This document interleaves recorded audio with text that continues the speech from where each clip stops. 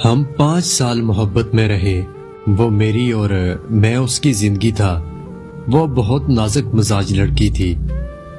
وہ پڑھی لکھی تھی اور میں ان پڑھ تھا. میں اردو بھی ٹھیک سے نہیں بولتا تھا. پھر بھی ہم ایک دوسرے سے بہت محبت کرتے تھے.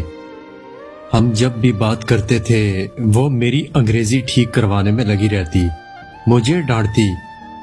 میں 2 سال اس سے بات کرتے کرتے انگلش بولنا سیکھ گیا. ہماری محبت کچھ یوں تھی کہ اگر بات نہ کرتے تو ایسا لگتا جیسے دنیا ہی اجڑ گئی ہو. بہت وعدے قسمیں, وہ سب باتیں جو محبت کرنے والوں کے درمیان ہوتی ہیں. اور پھر ایک دن یوں ہوا کہ میں حسب معمول اپنی دکان پہ تھا اور اس کے میسج کا انتظار کر رہا تھا. یوں ہی سارا دن گزر گیا کیونکہ اس کا نمبر بند تھا. پھر کوئی 4 بجے اس کا میسج آیا. وہ رونے لگی. میں نے رونے کی وجہ پوچھی تو کہنے لگی, آج میرے لیے رشتہ آیا ہے. لڑکا بزنس مین ہے اور سب گھر والے راضی ہیں.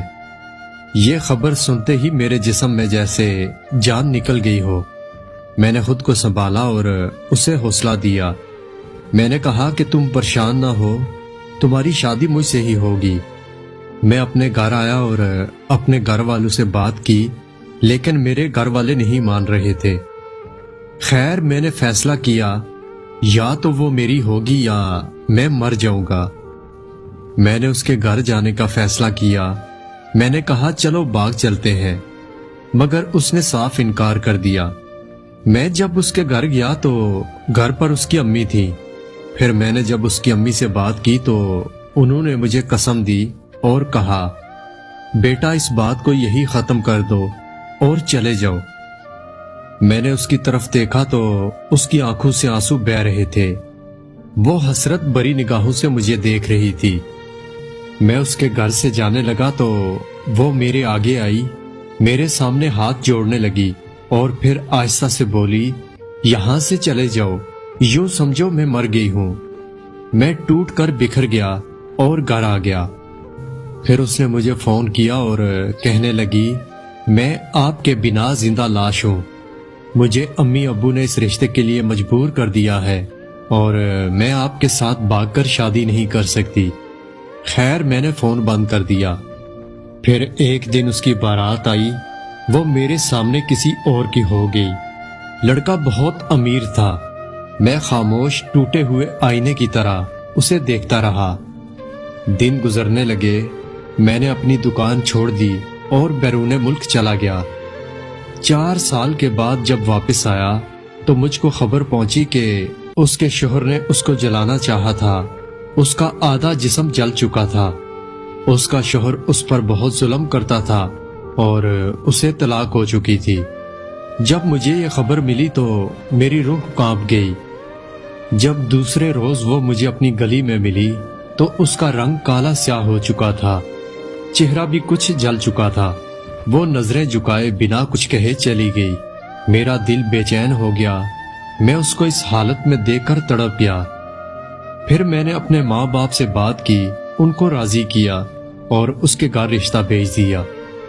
اس کے گھر میں سب لوگ پریشان تھے کہ اس سے اب شادی کون کرے گا.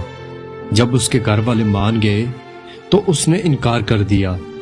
میں اس کے پاس گیا, اس کا ہاتھ تھاما اور پیار سے کہنے لگا کہ جو ہوا اسے ایک خواب سمجھ کر بھول جاؤ.